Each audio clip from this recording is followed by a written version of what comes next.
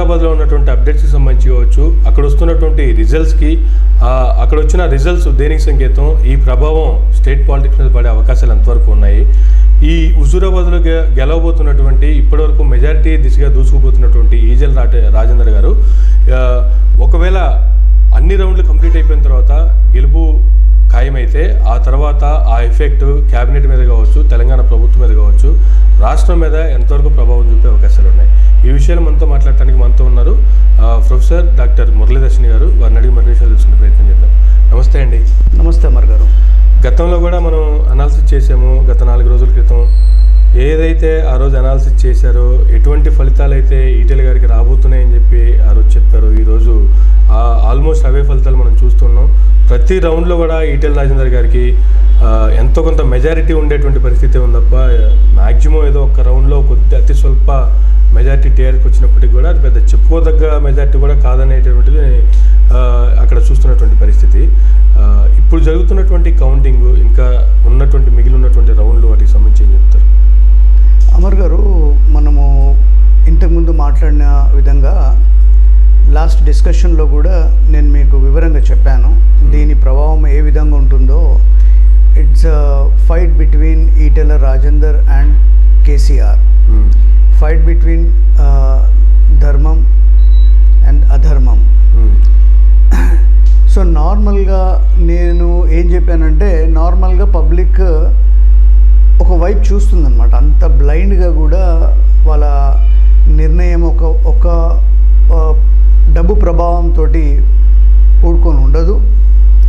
వాళ్ళు ఎంత డబ్బులు ఇచ్చినా కానీ ఒక క్యాండిడేట్ మేక్స్ డిఫరెన్స్. క్యాండిడేట్ చేసిన పనులు మేక్స్ డిఫరెన్స్. అండ్ ఆయన 6 సార్లు అక్కడ ఎమ్మెల్యేగా గెలిచాడు. ఆ ఎడ్జ్ ఉంటుందని నేను నా ప్రీవియస్ ఇంటర్వ్యూలో కూడా చెప్పాను. అండ్ అదే మనము ఇక్కడ చూస్తున్నాము. ఇప్పుడు ఈ మెజారిటీ ఫస్ట్ రౌండ్ నుంచి కూడా మనం చూస్తున్నాము ఏ విధంగా రాజేందర్ గారికి ఇది వస్తున్నది. ఎక్కడో ఒక 2 times టీఆర్ఎస్కి కొద్దిగా మెజారిటీ. సో ఇదే యావరేజ్గా కనుక వెళ్తే I mean he will comfortably come through. Because ఒక 14 round వరకు కూడా మనం చూసాము ఏ విధంగానైతే మెజారిటీ ఇంక్రీజ్ అవుతున్నదో. Then there may be up down, but the chances are very fair that Etela Rajender is going to win in this elections.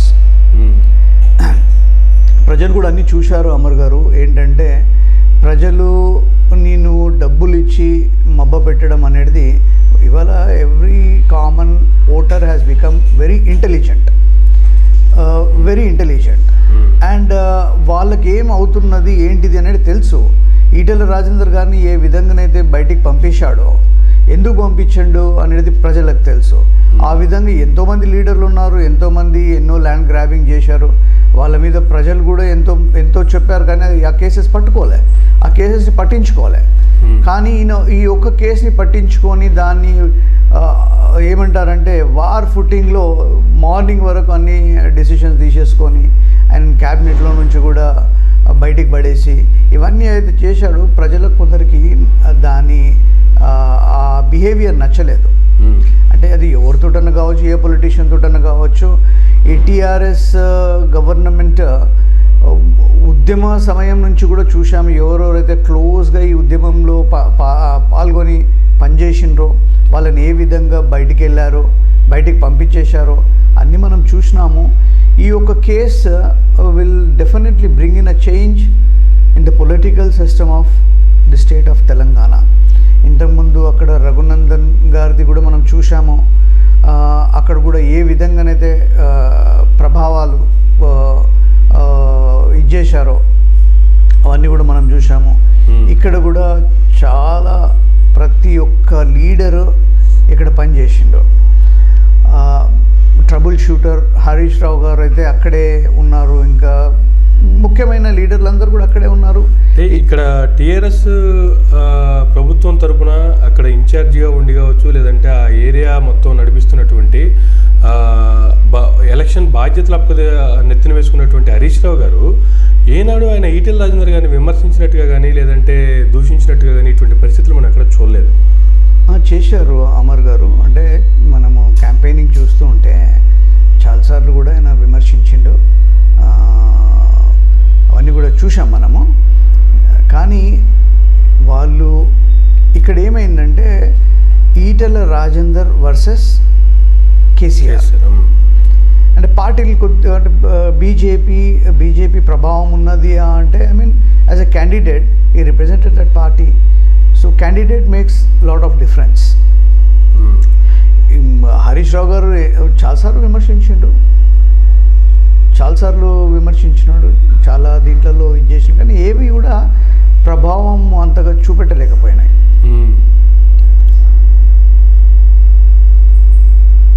అయితే ఇప్పటి వరకు మనం చూసింది కేసీఆర్ వర్సెస్ ఈటెల అనేది ఏదైతే నడుస్తుందో, ఇప్పుడు మనం ఇక్కడ రిజల్ట్స్లో చూసినా కూడా టీఆర్ఎస్ వర్సెస్ బీజేపీలానే అప్డేట్స్ కూడా అవే నడుస్తున్నాయి. ప్రతి రౌండ్లో వీళ్ళిద్దరి మధ్య పోటీ నెలకొంది. మధ్యలో కాంగ్రెస్ అసలు పోటీగా తీసుకోవాలంటారా, అసలు దానికి వచ్చినటువంటి ఓట్లను ఏ విధంగా పరిగణించాలంటారు? అంటే ఇక్కడ ఒకటి లాస్ట్ టైం కాంగ్రెస్కి ఏదైతే 65,000 వచ్చిందో, ఈటెల రాజేందర్ గారికి 1,00,000 చిల్లర ఏదైతే వచ్చిందో, ఆ ఒక షిఫ్టే అయింది ఇక్కడ. In the place of the previous candidate, ఈసారి the entire thing went towards Srinivas గారికి ఆ 65,000లో కొద్దిగా ఇక్కడ షిఫ్ట్ అయింది అంతే. కానీ పెద్దగా ఈటెల రాజేందర్ ఏదైతే నంబర్ ఉన్నదో అది అదే విధంగా ఉంటుంది. ఆ 65,000 has gone to TRS candidate, and the same amount of this thing may go to Etela Rajender గారు. అండ్ అక్కడ 30 candidates ఉన్నారు కాబట్టి కొద్దిగా అవన్నీ కూడా డిస్ట్రిబ్యూట్ అయిపోయాయి. Okay. So he will be as usual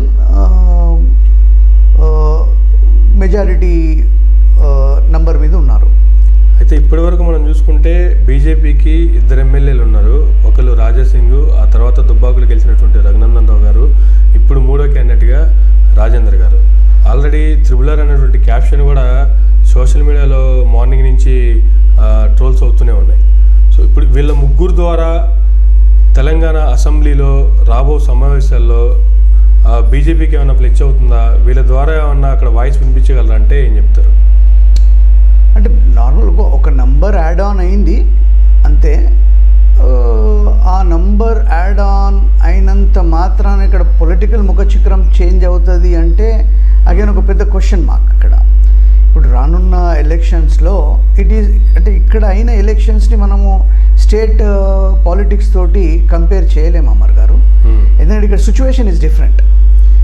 next ఈ వ్యతిరేకత అనేది all over the state will be there for the next elections. And next ఎలక్షన్స్లో భిన్నంగా ఉంటాయి మళ్ళీ రిజల్ట్. అంటే బీజేపీ ఈ విధంగానే గెలుస్తుందా అంటే కాదు అని చెప్పొచ్చు మనం. టీఆర్ఎస్ ఇదే అంటే 14-18లో వచ్చిన హై మెజారిటీతో వచ్చిన ఇదే వస్తుంటే లేదని చెప్పొచ్చు మనం. Congress can do better homework. And ఇక్కడ ఎవరు కూడా ప్రాపర్గా ఎక్సర్సైజ్ చేసుకొని ప్రాపర్ లీడరిజంని డెవలప్ చేసుకుంటే వాళ్ళకు డివైడ్ అయ్యే నంబర్ వచ్చే ఛాన్సెస్ ఆర్ ఫేర్ అమర్ గారు. ఇక్కడ టీఆర్ఎస్ గవర్నమెంట్ ఏ విధంగానైతే మనం ప్రొజెక్ట్ చేశామో, ఏ ఉద్యమం అయితే మనము చేశామో, ఉద్యమం ఎందుకోసం చేశాము అనే బేసిక్ ఫండమెంటల్స్ మర్చిపోయి పోతూ ఉన్న తరుణంలో ఈ మార్పులు సహజం. అంటే people they will have in their mind, అంటే ప్రజల లోపల వాళ్ళు ఎందుకు కొట్లాడినారు అనేది వాళ్ళ లోపల ఉంటుంది. కానీ గెలిచిన వాళ్ళకి మనం ఎందుకు కొట్లాడినామని పోతూ ఉండగా మర్చిపోతే ఇటువంటి రిజల్ట్స్ అనేది సహజమే. ఓకే. అయితే ఇప్పటి వరకు పరిస్థితులు చూసుకుంటే పొమ్మనలేక పొగబెట్టినట్టుగా టీఆర్ఎస్ ప్రభుత్వం చేయటం కావచ్చు, లేదంటే క్యాబినెట్ నుంచి బర్తరఫ్ చేసిన తర్వాత నేనేంటో నిరూపించుకోవాలని చెప్పి రాజీనామా చేసి మళ్ళీ ఎలక్షన్స్ పోయినటువంటి రాజేంద్ర గారిని చూసుకుంటే కావచ్చు, ఇప్పుడు వీళ్ళిద్దరిలో ఎవరు గెలిచారు అంటే ఇప్పుడు దీని ప్రకారం ఏం చెప్పాలంటారు? అంటే ఈటెల గారు తప్పు చేయలేదు, ప్రజలంతా ఈటెల గారి వైపే ఉన్నారు, కేసీఆర్ గారే తప్పు చేశారని దీనివల్ల ఒక సంకేతాలు బయటకి ఇచ్చినట్టు అంటారా హుజూరాబాద్ ప్రజలు? ఇక్కడ న్యాయం గెలిచిందని అనుకోవచ్చు అమర్ గారు, న్యాయం గెలిచిందని అనుకోవచ్చు. Then 2 individuals. ఓకే. న్యాయందే గెలుపు ఇది. అంటే ఇప్పుడు ఆ న్యాయం ఈటెల గారి వైపే ఉందనలా, ఈటెల గారు గెలిచారు కాబట్టి ఈటెల గారి వైపు న్యాయం ఉందనలా? ఎస్, 100% అనొచ్చు. ఇప్పుడు ఈ గెలుపు రేపు స్టేట్ ఎలక్షన్స్ మీద ఏ విధంగా ప్రభావం చూపబోతుందంటే ఏం చెప్తారు మురళి గారు? అంటే ఇక్కడ చెప్పా కదా, హుజూరాబాద్ ఎలక్షన్స్ అనేది ఒక ఈటెల రాజేందర్ చుట్టుముట్టు తిరిగేది. ఓకే, అండ్ న్యాయం అన్యాయం మధ్యలో తిరిగింది. అదేవిధంగా మీరు ఎంటైర్ పాలిటిక్స్ చూస్తే ఈ 2 టర్మ్స్లో టీఆర్ఎస్ ఏ ప్రామిసెస్ అయితే చేసిందో ఆ ప్రామిసెస్ని ఎంతవరకు ఫుల్ఫిల్ చేసింది, ప్రజలు ఎంత హ్యాపీగా ఉన్నారు, ప్రజలకు ఇచ్చిన హామీలన్నీ ఫుల్ఫిల్ చేశారా, ఎంత మేరకు ఫుల్ఫిల్ చేశారు అనే ఒక్క దీనిపైన రానున్న ఎలక్షన్స్ వాళ్ళకు డెసిషన్ చూపిస్తుంది అమర్ గారు. అంటే ఎన్ని ప్రామిసెస్ చేశారనుకోండి, 100 ప్రామిసెస్ చేశారు, ఎంత పర్సెంటైల్ వాళ్ళు ఫుల్ఫిల్ చేశారు. ఏం ఫుల్ఫిల్ చేయకపోతే results will be totally different. ఇప్పుడు ఇక్కడ ఒకటి వచ్చింది, అక్కడ 60-70 రావచ్చు ఆ విధంగా. Okay, but at the same time all 119లో బీజేపీ వస్తుందా అంటే కూడా it's a question mark. And BJP need to have the good leaders. Coming to another party like Congress, after Revanth Reddy గారు వచ్చిన తర్వాత కొద్దిగా మార్పులు అనేటివి చూసాం మనం. అంటే కొద్దిగా చలనం చూసాం పార్టీలో. అంటే మీరు అన్నట్లు రేవంత్ రెడ్డి గారి పిసిసి అధ్యక్ష పదవి తర్వాత మార్పు కావచ్చు, చలనం కావచ్చు, లేదా ఎక్కడ బహిరంగ సభ పెట్టినా కూడా మినిమం 1,00,000 మందికి తగ్గకుండా వాళ్ళు గ్యాదర్ చేస్తున్నటువంటి జనాభా కావచ్చు. కానీ ఇక్కడ ఎలక్షన్ దగ్గరికి వచ్చేటప్పటికి ఎందుకు వెనకబడిపోయారంటారు? అక్కడ ఉన్నటువంటి ఆదరణ కావచ్చు, ప్రజాదరణ కావచ్చు, ఇక్కడ ఎలక్షన్కి వచ్చేటప్పటికి ఎందుకు లేకపోయింది అంటారు? అదే గత ఎలక్షన్ చూసుకుంటే 60,000 మెజార్టీతో ఉంది, 60,000 అయితే ఉంది కదా. అదే ఇంతకుముందు వాళ్ళకు 65,000 వచ్చింది ఓటింగ్. ఇప్పుడు ఎందుకు ఇంత డిఫరెన్సియేషన్ అంటే ఇక్కడ సిచ్యువేషన్ ఈజ్ డిఫరెంట్. అప్పుడున్న సిచ్యువేషన్ వాజ్ డిఫరెంట్. ఇక్కడ it is just between Etela Rajender and TRS KCR. ఇక్కడ దెన్ వెంకట్ అనే క్యాండిడేట్ దో ఉద్యమకారుడైన, యూనివర్సిటీలో చదువుకున్న, ఉద్యమం అక్కడ చేసినా కానీ అక్కడ సైడ్ పబ్లిక్ ఎందుకు చూడలేదు అంటే there are few reasons. One is national party ఏది ఉన్నది, బీజేపీ ఉన్నది. ఈటెల రాజేందర్ బీజేపీకి వెళ్ళిండు అంటే బీజేపీ ప్రభావం ఎక్కడ ఉన్నదంటే నో. బీజేపీ ప్రభావం ఏమున్నదంటే no. It is only the person made the difference. అక్కడ పార్టీని చూడలే వాళ్ళు. ఆయన is leader of BJP and his importance in that reason అది చూశారు. ఆయనకు జరిగిన అవమానాన్ని చూశారు. ఒక గుణపాఠం నేర్పియాలి అనేది ప్రజలు నిర్ణయించుకున్నారు. ఇట్లా ఈ విధంగా పోతూ ఉంటే ఎక్కడో ఒక దగ్గర ఫుల్ స్టాప్ పెట్టకపోతే ఇది ఇట్లాగే నడుస్తుంటుంది, ఇంకందరికి నడుస్తుంటుంది అని ఒక చిన్న ఇక్కడ భాషలో చెప్పాలంటే ఒక చిన్న జల్లకి ఇచ్చిండ్రు. అంటే ఇక్కడ పడ్డటువంటి పులి స్టాప్ ఇక్కడ వరకే పడే అవకాశం ఉందంటారా, లేదంటే ఈ పులి స్టాప్ ఇలా కంటిన్యూ అయ్యే అవకాశం ఉందంటారా? కంటిన్యూ అవుతుంది అమర్ గారు. కంటిన్యూ ఎందుకు అవుతుంది అంటే ఉద్యమ సమయం నుంచి ఇప్పటి వరకు ఎన్ని హామీలు ఇచ్చామో ఆ హామీలు మనం ఎంతవరకు ఫుల్ఫిల్ చేశామో. ఇప్పుడు ఫర్ ఎగ్జాంపుల్ 3 ఎకరాల భూమి అనుకోండి దళితులకు, దళిత్ సీఎం అనుకోండి.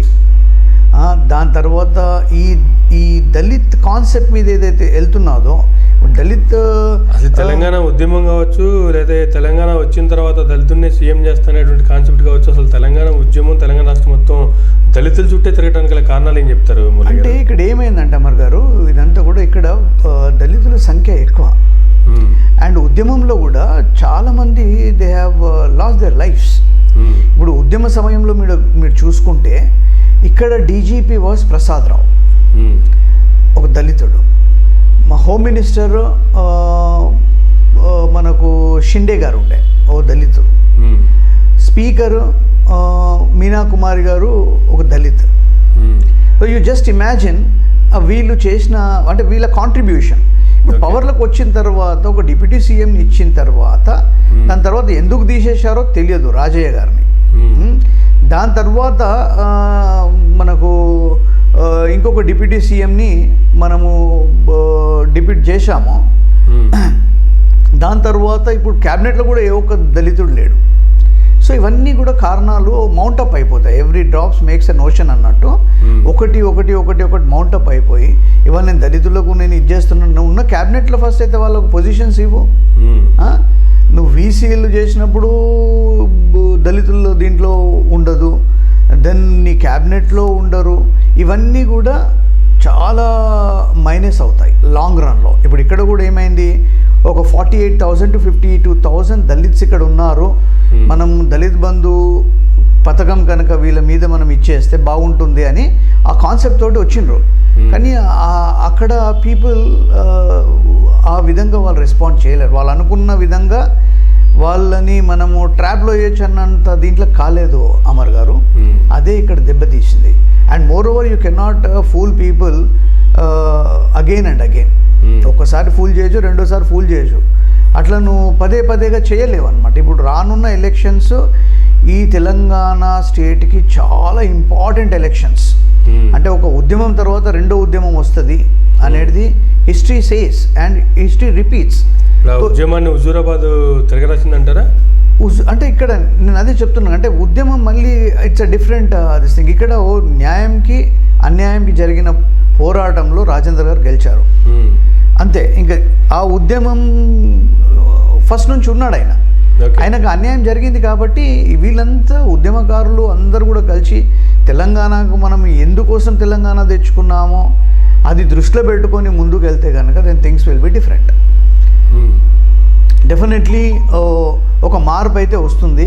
ఇక్కడ పొలిటికల్ పార్టీస్ అవి ఇవన్నీ కూడా ఏవైతే వస్తున్నాయో ఆ దీంట్లో మార్పు అనేది సహజం. ఓకే, అయితే ఇప్పటి వరకు జరిగినటువంటి ఎలక్షన్స్ కావచ్చు,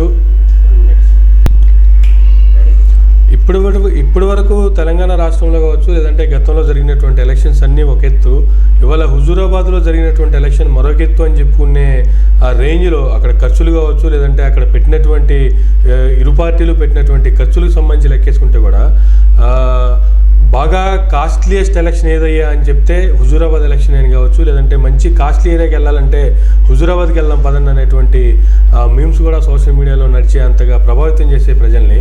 ఆల్మోస్ట్ రాష్ట్రమే కాదు దేశమంతా కూడా హుజూరాబాద్ వైపు చూస్తున్నటువంటి పరిస్థితి ఈరోజు నెలకొందంటే ఇటువంటి పరిస్థితులు ఒక హుజూరాబాద్ నియోజకవర్గం మీద ఎందుకు వచ్చాయంటారు మురళి గారు? అమర్ గారు, యాక్చువల్ ట్రూ డెమోక్రసీలో ఇప్పుడు ఈ ఒక్క సీట్ కోసం ఇన్ని 1000 కోట్లు అవసరం పెట్టేది అవసరం లేదు అమర్ గారు. ఫేర్ పాలిటిక్స్ ఏమవుతుందంటే ఆయనను తీసేసో ప్రజలు తీర్పిస్తారు.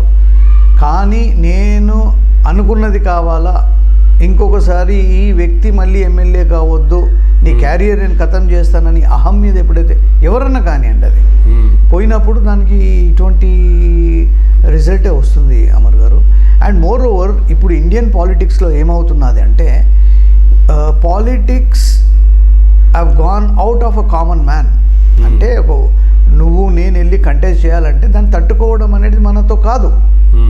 ఒక కామన్ పర్సన్ వెళ్ళి maybe highly intelligent great intellectual ఇచ్చేయాలంటే వీళ్ళు ఆ స్థాయికి తీసుకెళ్ళిపోయారు. ఒక ఓటుని 10,000 నుంచి 10 లక్షల దాకా తీసుకుపోయారంటే మీరు ఈ డెమోక్రసీలో ఏమవుతున్నది, ఈ దేశంలో ఏమవుతున్నది, మనం ఎక్కడ పోతున్నాం అనే దానికి ప్రజలందరూ కూడా కళ్ళు తెరవాలి.